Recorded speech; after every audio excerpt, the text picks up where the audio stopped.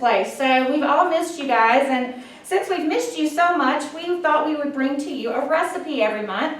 So be looking for that, and every single month you're going to be able to tune in and we're going to make the recipe for you, okay? So this morning we thought we'd start out with a little bit of cranberry mango. Now this recipe should have come out in your newsletter. I know all of the senior centers send out a newsletter, and it is in that newsletter, okay? So this morning you're going to follow along as we make the recipe for you, and I chose this recipe because it should be something that might be yummy at your Thanksgiving table. So it could be something that comes up hopefully on Thursday. I'm actually making it at my Thanksgiving table. So we're going to start out, and Debbie, I think in front of you, you have the cranberries here.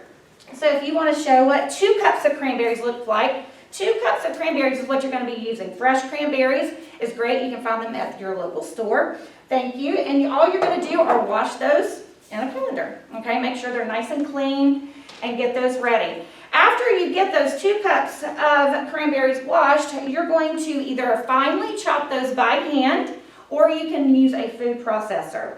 Now, if you use a food processor, make sure you only briefly process those, okay? So you still want them to have some consistency of the cranberry, okay? We don't want it to be mush, okay? So after you've done that, which as you can see, we did that super fast, you didn't even see it. So you're going to take that, and next we're going to add 2 cups of mango. Debbie's got our mango, and we've already chopped those mangoes, and you didn't even see that either. You want to add that in there?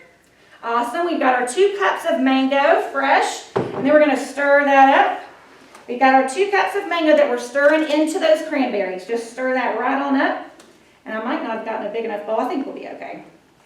Awesome. Super simple, right? The next ingredient that we're going to add is the cilantro, okay? All we need is a 1/4 cup of cilantro, okay? You can find these obviously at your local grocery, fresh cilantro, or if you don't like to chop it up, that's fine too. You can find that in the herb section already done for you, okay? And just like Debbie's doing, we're mixing that up in there as well. Super simple. So that's our 3rd ingredient, is the cilantro, a 1/4 cup of that. After you've mixed that thoroughly, and that's looking so good. It does look good. It looks really good. A beautiful color, gorgeous colors. Very nice. Good for your Thanksgiving meal. Yes, that is beautiful. I love it. The next thing we're going to add is lime juice. Okay, so if you have a way to make fresh lime juice, that's fine. If you do not, you can just get regular lime juice. And some of those that you already have in the refrigerator, and that's totally fine. You do not have to do fresh squeezed lime. If you do, you're just going to cut a whole lime in half, and you're going to squeeze that right on in there. You want to do it, or Go ahead. You sure? You sure you don't want to? Okay. And you're just going to squeeze those, and I hope I don't. I'm probably going to squeeze this all over us, Debbie. That's okay. Anyway, you're just going to squeeze that in there, and it's going to be just that whole lime. So try to get as much of the juice out as you possibly can. Ugh. And I like lime juice, so, but you just want that whole lime, okay? So I'd already cut it up, and you're just going to squeeze as much as you possibly can in there, okay? And after that, you can stir that up again for me. You stir that up nice and good in there, and it is smelling heavenly. That's going to get all through those different fruits in there. Going to make a nice little juice, okay? Then after that, we're going to have, and this, you're not going to pour the whole thing, okay? So these are green onions, okay? You chop up 2 green onions. So I think what we'll do is just kind of grab just a little sprinkle, and we're going to sprinkle that throughout. Just 2 green onions, and you're going to mix that in throughout your cranberry mango. Now we're making, it's kind of getting like a little sauce. After those green onions go in, the last thing to go in is 3 tablespoons of sugar, okay? That's going to make it that little bitty sauce, and kind of get it, make it sweet.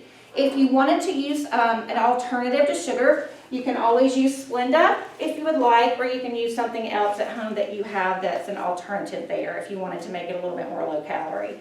But we have our 3 tablespoons of sugar that we've already measured out. So we're going to just dump this in, and we're going to mix that right on up. And after that's mixed in, we're going to chill this in the refrigerator for about 15 to 30 minutes.